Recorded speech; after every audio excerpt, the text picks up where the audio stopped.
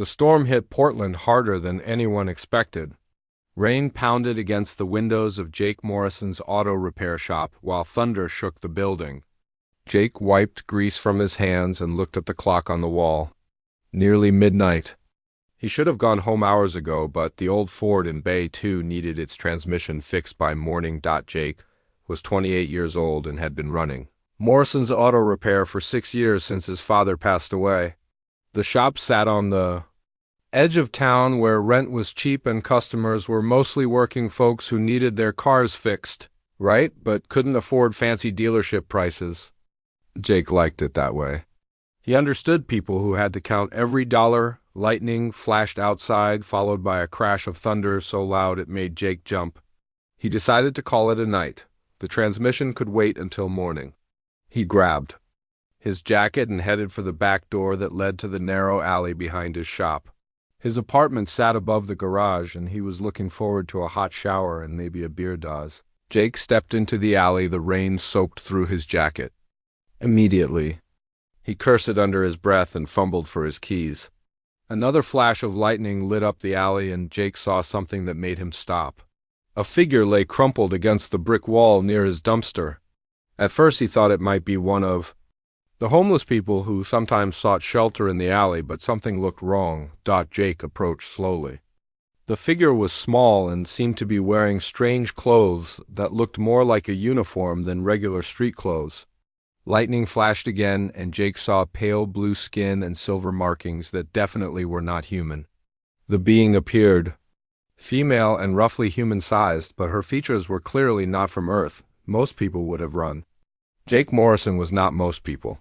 His mother had raised him to help those in need, and that upbringing ran deeper than fear.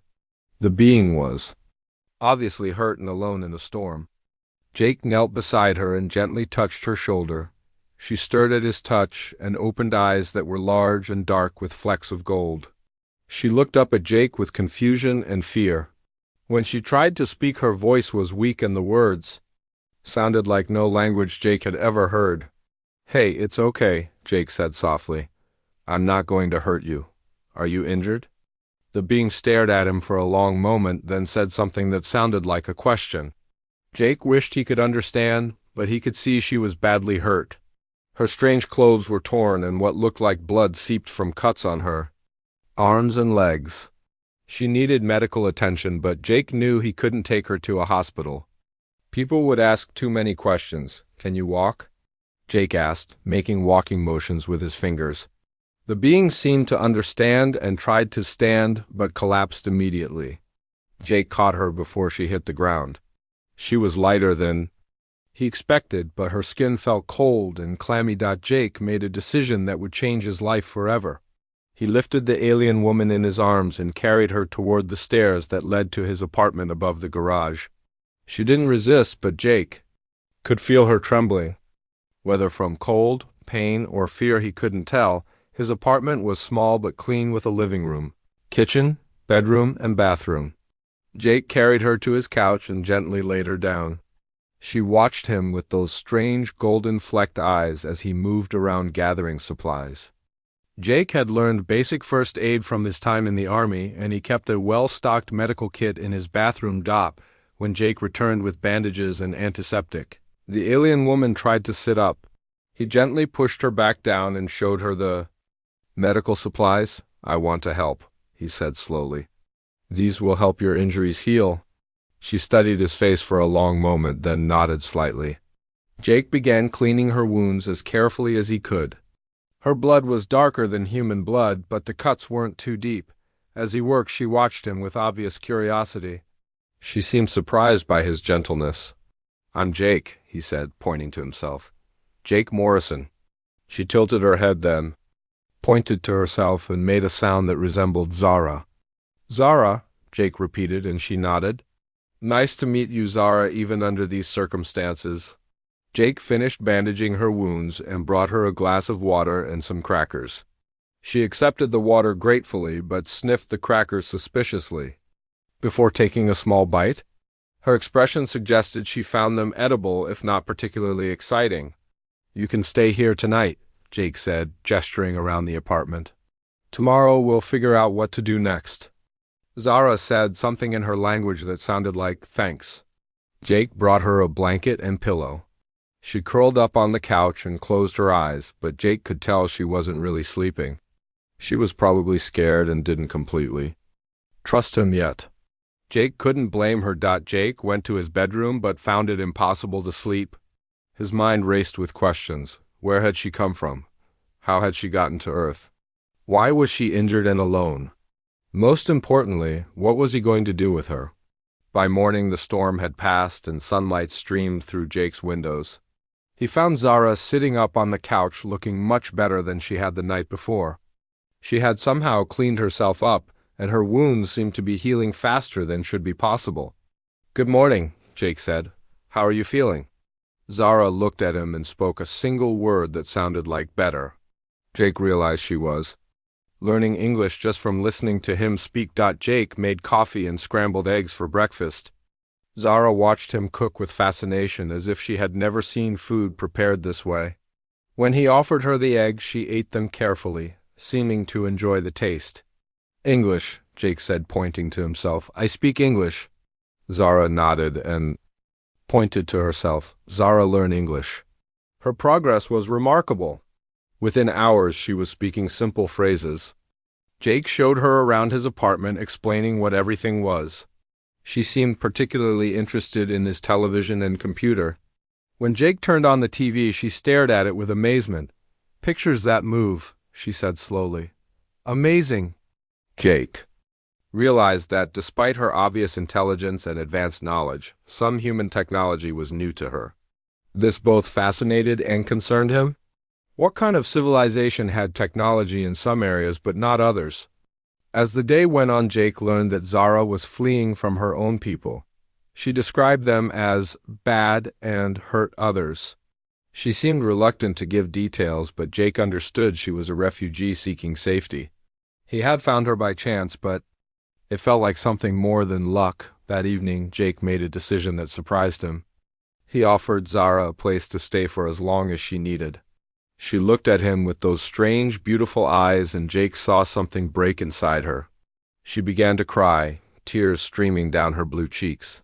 "Thank you," she whispered. "Thank you, Jake Morrison." Jake handed her a tissue and patted her shoulder gently.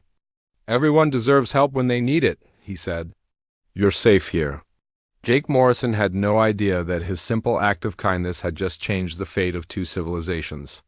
The homeless alien refugee he had taken in was actually Princess Zara Velthron, daughter of the most powerful military leader in the galaxy. But that truth would remain hidden for now, as Jake focused on helping a person in need, just as his mother had taught him. 2 weeks had passed since Jake found Zara in the alley behind his shop. She had settled into a routine that surprised him with how quickly she adapted to human life. Every morning she would wake before him and have coffee ready when he came. Downstairs, her English improved dramatically each day, and she seemed to absorb information like a sponge. Jake had set up a small cot in the back room of his garage where Zara could sleep privately. She insisted on helping with the repair work, and Jake soon discovered that her knowledge of machinery was incredible. She could look at an engine and immediately understand what was wrong with it. Her suggestions for repairs were always correct, and often improved the original design. "How do you know so much about engines?"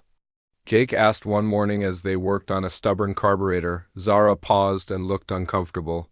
"My people understand machines," she said carefully. "We learn from young age." Jake noticed she always spoke about her people in vague terms. He sensed there was much more to her story, but he didn't push. Everyone had secrets, and Zara would tell him when she was ready. Danny Phillips had been Jake's best friend since high school. He was now a police officer in Portland, and he stopped by the garage regularly. Jake knew Danny would notice Zara eventually, so he decided to introduce them properly rather than have Danny discover her by accident. "Danny, I want you to meet Zara," Jake said when his friend arrived for his usual coffee break.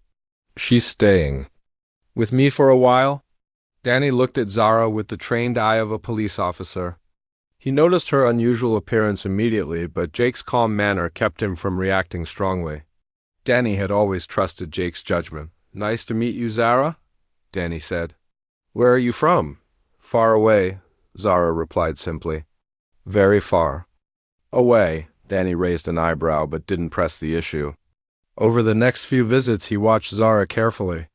She was clearly intelligent and helpful around the garage. Jake seemed happier than he had been in months. But Danny couldn't shake the feeling that something wasn't quite right about her. Jake began teaching Zara about human culture in the evenings. They would sit in his apartment and watch movies together. Zara was fascinated by everything from romantic comedies to action films. She asked endless questions about human behavior and emotions. Why do humans cry at happy endings? She asked after watching a particularly emotional movie. Because we're moved by beauty and love, Jake explained. Strong emotions make us cry even when we're happy. Zara considered this carefully. My people do not cry for happiness, she said. We cry only for pain or loss. Jake ordered pizza one evening and watched Zara take her first bite. Her eyes widened with amazement and she smiled broadly. This is wonderful, she said. Humans make food taste like celebration. These small moments of joy made Jake realize how much he enjoyed having Zara around. She brought a different perspective to everything, and her gratitude for simple pleasures reminded him to appreciate what he had. One rainy afternoon, a distraught woman came to the garage. Her 8-year-old daughter had been missing for 2 days, and the police were searching everywhere. The woman was desperate and had heard that Jake sometimes helped people in the community. I don't know how you could help, the woman said through tears, but I'm asking everyone. My daughter Emma is everything to me. Jake felt terrible that he couldn't do more. But Zara stepped forward with a strange expression on her face. May I see something that belongs to your daughter? She asked. The woman looked confused but pulled out a small stuffed animal. This is her favorite toy. She takes it everywhere. Zara held the toy and closed her eyes. She stood very still for several minutes. Jake watched in amazement as she seemed to concentrate intensely. Finally, she opened her eyes and looked at the woman. Your daughter is alive, Zara said with certainty. She's hiding in a place with many books and tall shelves. There is a man there who is not supposed to be there. The woman stared at Zara in shock. The old library, she whispered. It's been closed for renovations, but Emma loves to read there. Danny arrived just as the woman was leaving to check the library. Jake explained what had happened, and Danny looked at Zara with new interest. How did you know where to look? He asked. I followed the trail, Zara said simply. All things leave traces. An hour later, Danny's radio crackled with good news. They had found Emma hiding in the old library. A homeless man had been sleeping there, and Emma had been too scared to leave. She was safe and unharmed. Danny looked at Zara with respect and curiosity. That was incredible, he said. You have some kind of gift? Everyone has gifts, Zara replied. Humans just don't always recognize them. From that day forward, Danny stopped questioning Zara's presence in Jake's life. She had proven herself to be someone who used her abilities to help others. That was enough for him. Jake began to notice changes in Zara as the weeks passed. She seemed less afraid and more comfortable expressing her opinions. She laughed more often and sometimes caught Jake watching her with an expression he couldn't identify. You are kind to me, she said one evening as they worked late in the garage. My people would not understand such kindness to a stranger. Why not? Jake asked. Don't your people help each other? Zara was quiet for a long moment. My people believe that strength is most important, she said finally. Helping those who are weak is seen as weakness itself. Jake stopped working and looked at her. That's a terrible way to live, he said. The strongest people I know are the ones who help others. Yes, Zara said softly. I am beginning to understand this. Jake realized that Zara was learning more than just English and human customs. She was discovering a completely different way of thinking about life and relationships. Whatever society she came from must have been very different from human civilization. One night, Jake found Zara standing at his window looking up at the stars. She had a sad expression on her face, and he could tell she was thinking about her home. Do you miss them? he asked gently. Your people? I miss some things, she said. But I do not miss the fear. I do not miss always having to be strong and never showing weakness. You're not weak, Jake said. You're one of the strongest people I know. Zara turned to look at him with those golden-flecked eyes. You see strength differently than my people do, she said. You see strength in kindness and helping others. This is new to me, but I like it better, Jake smiled. Well, you're stuck with human ways now, he said. At least while you're here. Zara's expression grew serious. What if I wanted to stay here permanently? She asked. What if I never wanted to go back to my people? Then you'd be welcome to stay as long as you want, Jake said without hesitation. This is your home now if you want it to be, Zara smiled, but Jake noticed worry in her eyes. She was clearly troubled by something she wasn't telling him. Jake decided not to push, but he made a mental note to keep an eye on her. Whatever was bothering her, he would help her through it, just as he had helped her heal from her physical wounds. Jake had no way of knowing that Zara's worry came from the knowledge that her people were getting closer to finding her. She had been monitoring their communications using equipment hidden in her few possessions.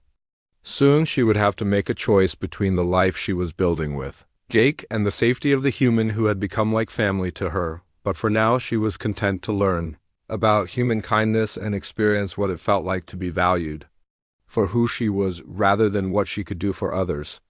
Jake Morrison had given her something she had never had before, a home where she was accepted completely. 3 months had passed since Jake found Zara in the alley. She had become part of his daily life, and he could hardly remember what it was like without her help in the garage. Her English was now perfect, and she had learned to cook several human dishes that Jake loved. Everything seemed peaceful until the morning when everything changed. Jake was working under the hood of a pickup truck when he heard a strange humming sound from outside. It was unlike anything he had ever heard before, low and musical, but somehow threatening. He looked up to see Zara standing frozen in the doorway of the garage, her face pale with terror. They found me, she whispered. Jake, you need to hide. Please hide right now.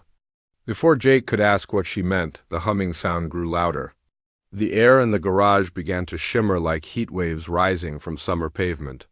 3 figures materialized out of thin air, their forms becoming solid as the shimmering.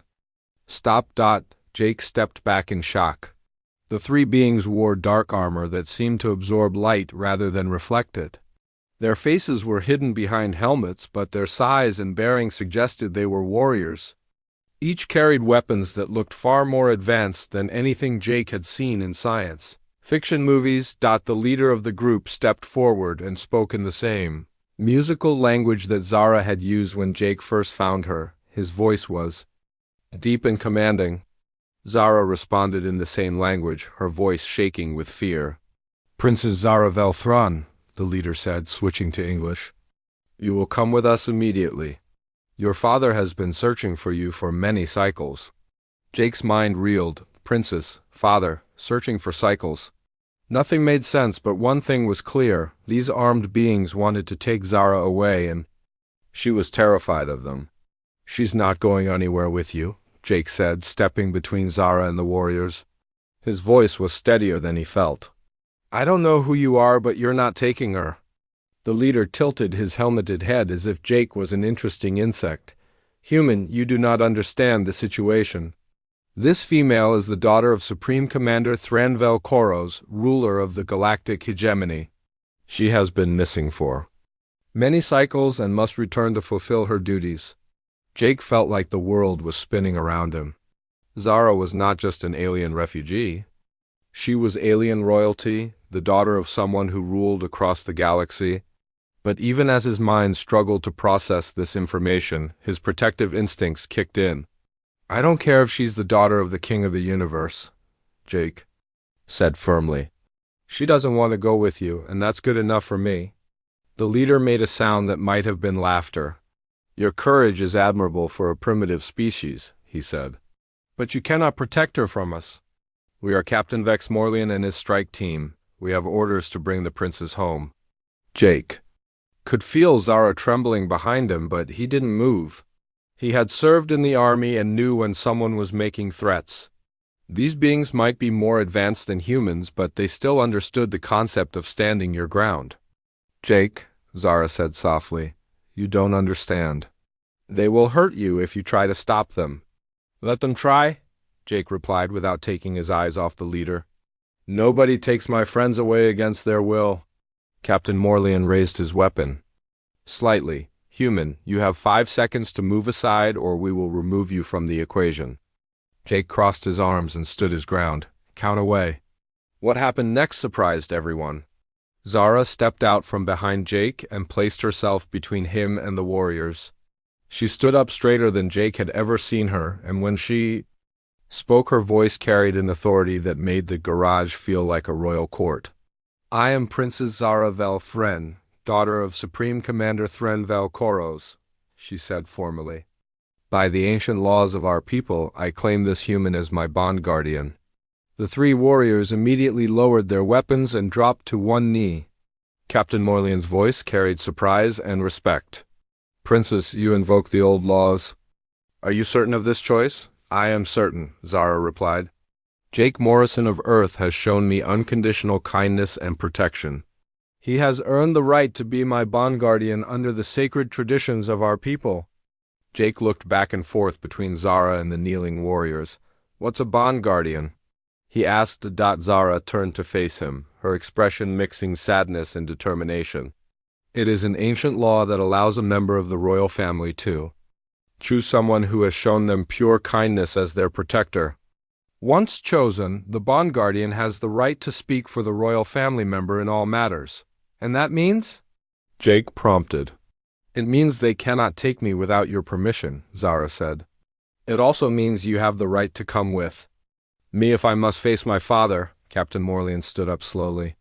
Princess, your father will not be pleased by this development.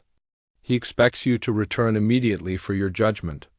Then Jake Morrison and I will both return, Zara said. As is my right under the bond guardian law, Jake felt like he was in a dream. An hour ago, his biggest concern had been fixing a carburetor. Now he was apparently the legal protector of an alien princess and might be traveling to meet her father who ruled a galactic empire. Zara, Jake said quietly, you don't have to do this. If you want to run, we can figure something out. Zara smiled sadly. I have been running for too long, she said. And I will not let you be hurt because of me. If we go together, the old laws will protect you. But what about your father? Jake asked. What will he do when he meets me? I do not know, Zara admitted. But I know that you are the bravest and kindest person I have ever met. If anyone can show my father that humans have value, it is you. Captain Morlian stepped forward. If you both choose to come, we must leave immediately. The Supreme Commander does not like to be kept waiting. Jake looked at Zara and saw the hope in her eyes. She believed in him more than he believed in himself. He thought about all the time she had helped him in the garage, all the evenings they had spent talking about life and dreams. She had become like a sister to him. Okay, Jake said finally. I'll come with you. Zara's eyes filled with tears. Thank you, she whispered. I promise I will explain everything once we are on the ship. You better, Jake said with a weak smile. Because I have about 1,000,000 questions. Captain Morlian activated a device on his wrist and spoke into it. Command, this is Strike Team Alpha. We have located Princess Zara. She is returning voluntarily with a human bond guardian. Prepare for immediate transport. The air began to shimmer again, and Jake felt a strange, tingling sensation all over his body. What's happening? He asked. We are being transported to my father's ship, Zara said, taking his hand. Stay close. To me, the process can be disorienting for humans. Jake felt his feet leave the ground as everything around him dissolved into light. His last coherent thought before the transport completed was that his quiet life as a mechanic was definitely over. When the light faded, Jake found himself standing in what could only be described as a palace made of metal and crystal. The walls curved upward into a dome that showed stars moving past outside. Beings of different shapes and sizes moved through the corridors, all wearing uniforms that suggested military organization. Welcome to the Sovereign Dawn, Zara said softly. My father's flagship. Jake looked around in wonder and terror. Your father really rules all of this? This and much more, Zara replied. But remember, you are my bond guardian now. That gives you rights that even my father must respect. Jake hoped she was right because he had a feeling he was about to meet one of the most powerful beings in the galaxy. And that being was probably not going to be happy that his daughter had chosen a human mechanic as her protector. The Sovereign Dawn was larger than any structure Jake had ever seen. As Captain Morlean led them through endless corridors, Jake tried to process what he was experiencing. Beings from dozens of different worlds walked past them, some humanoid like Zara, others completely alien. All of them wore uniforms and moved with military precision. How big is this ship? Jake asked Zara as they walked. It is a city in space, she replied. Over 2 million beings live and work here. It is the mobile capital of the hegemony. Jake's mind struggled to comprehend numbers that large. The entire population of Portland was smaller than the crew of this one ship. And according to Zara, her father commanded thousands of worlds with billions of inhabitants. They passed through what appeared to be a marketplace where beings traded goods from across the galaxy. Jake saw fruits that glowed with inner light, metals that seemed to flow like water, and devices whose purpose he couldn't even guess. Everything was orderly and efficient, but Jake noticed that the beings seemed tense, as if they were afraid of making mistakes. Are all these people soldiers? Jake asked. Everyone in the hegemony serves in some capacity, Zara explained. My father believes that order requires discipline, and that discipline requires hierarchy. Everyone has their place and purpose. Jake found this disturbing. In his world, people chose their own paths and had the freedom to change direction if they wanted. This society seemed to lock people into roles they might not have chosen for themselves. Captain Morlean stopped at a massive door guarded by warriors, who looked even more imposing than the strike team. Princess, the Supreme Commander awaits. You in the throne room, he said. Human, you will show proper respect or face the consequences. Jake wanted to ask what proper respect meant, but the doors opened before he could speak. The throne room was enormous, with a ceiling so high it disappeared into shadows. Hundreds of beings in elaborate uniforms lined the walls, all standing at attention. At the far end of the room sat a figure that could only be Supreme Commander. Threngalkaro, Zara's father, was 8 feet tall with dark blue skin and eyes that glowed like amber flames. He wore robes that seemed to be made of starlight itself and a crown that projected images of distant worlds. When he spoke, his voice filled the entire room without seeming to be raised. Daughter, he said, and Jake could hear both love and disappointment in that single word. You have caused me great concern with your disappearance. Zara walked forward with Jake beside her. She stopped at what Jake assumed was the proper distance and bowed her head slightly. Father, I present to you Jake Morrison of Earth, my chosen bond guardian. Supreme Commander Thran's glowing eyes fixed on Jake with an intensity that made him feel like he was being examined under a microscope. So this is the primitive who has corrupted my daughter's thinking, he said. You are smaller than I expected. Jake felt anger rise in his chest. Being called primitive was one thing, but nobody talked about corrupting Zara's thinking. With respect, sir, I haven't corrupted anything. I just gave her a place to stay when she needed help. A murmur ran through the assembled beings. Apparently speaking directly to the Supreme Commander without permission was not normal protocol. But Thrawn raised a hand and the room fell silent. Interesting, he said. You show no fear despite being in the presence of power that could destroy your entire world with a thought. Either you are very brave or very foolish. Maybe both, Jake admitted. But I'm not going to let anyone hurt Zara, including you.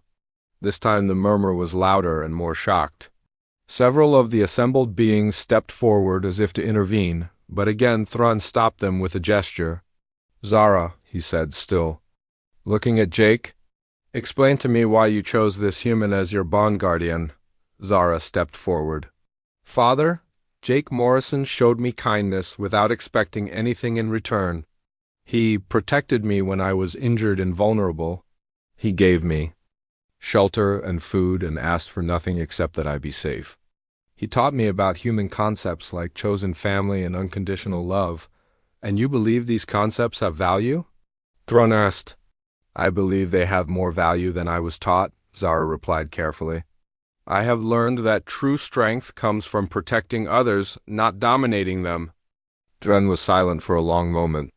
When he spoke again, his voice carried a weight that made the air itself seem heavy. You speak of concepts that would undermine the order we have built across 1,000 worlds. The hegemony maintains peace through strength and hierarchy. Without these principles, chaos would consume everything. Jake couldn't stay quiet any longer. But what kind of peace is it if everyone is afraid? I've seen how your people act around you. They're terrified of making mistakes. That's not peace. That's control through fear. And you believe your way is better? Thrun asked with what might have been amusement.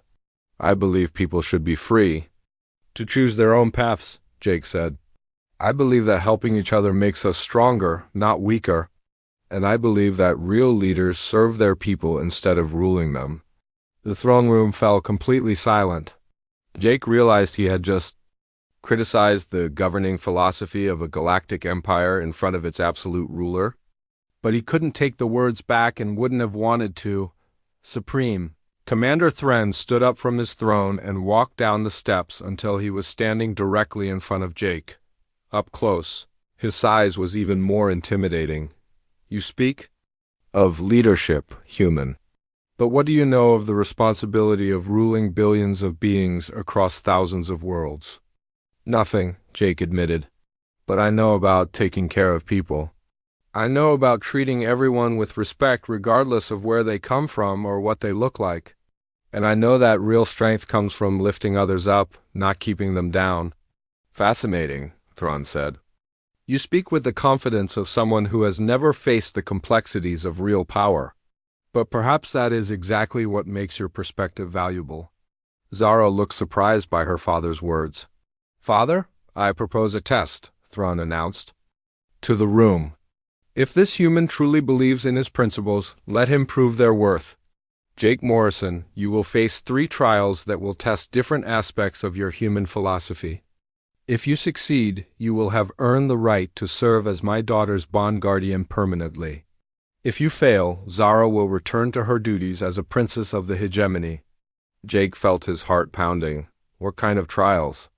The first will test your physical courage, Thrawn explained. The second will test your wisdom and ability to solve problems. The third will test your capacity for leadership. Each trial will be more difficult than the last. And if I refuse? Jake asked. Then you will be returned to your world unharmed. And Zara will face judgment for her rebellion alone, Thrawn said. The choice is yours. Jake looked at Zara and saw fear in her eyes, but also hope. She believed in him more than he believed in himself. He thought about all the times she had helped him in the garage, all the conversations they had shared about life and dreams and the future. She had become family to him. I accept your trials, Jake said firmly. Thrawn smiled for the first time. Since Jake had met him, excellent. We begin at first light tomorrow. Rest well, human, you will need your strength. As guards escorted Jake to quarters that were more luxurious than any hotel he had ever seen, he wondered what he had gotten himself into.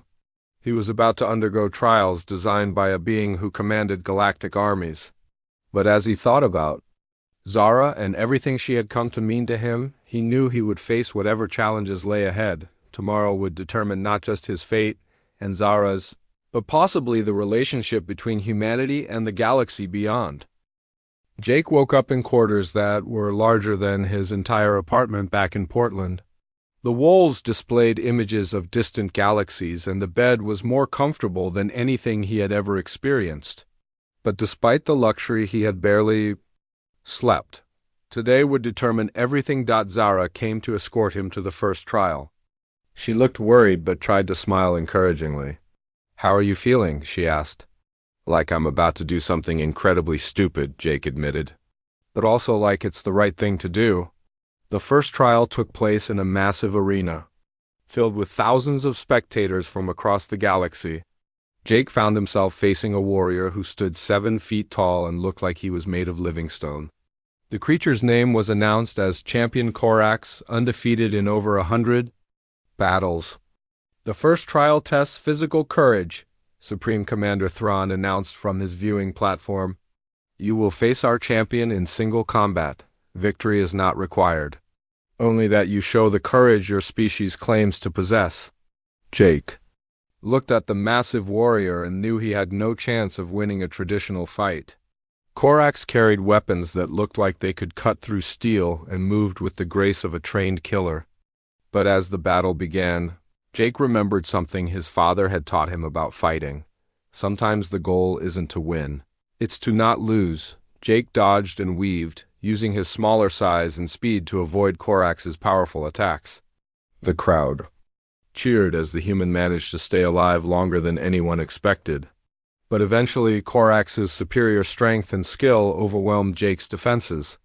A powerful blow sent Jake flying across the arena floor. As Jake struggled to get back to his feet, he saw Corax approaching for the finishing strike. But then something unexpected happened. Corax stumbled and fell, apparently injured from overextending himself during his last attack. Without thinking, Jake rushed over to help him. You're hurt, Jake said, supporting the massive warrior. Let me help you to the medical station. The arena fell silent. Corax stared at Jake in confusion. Why do you help me? He asked in broken English. I was defeating you. Because you're hurt and I can help? Jake replied simply. The fight is over now. We're just 2 people and one of us needs assistance.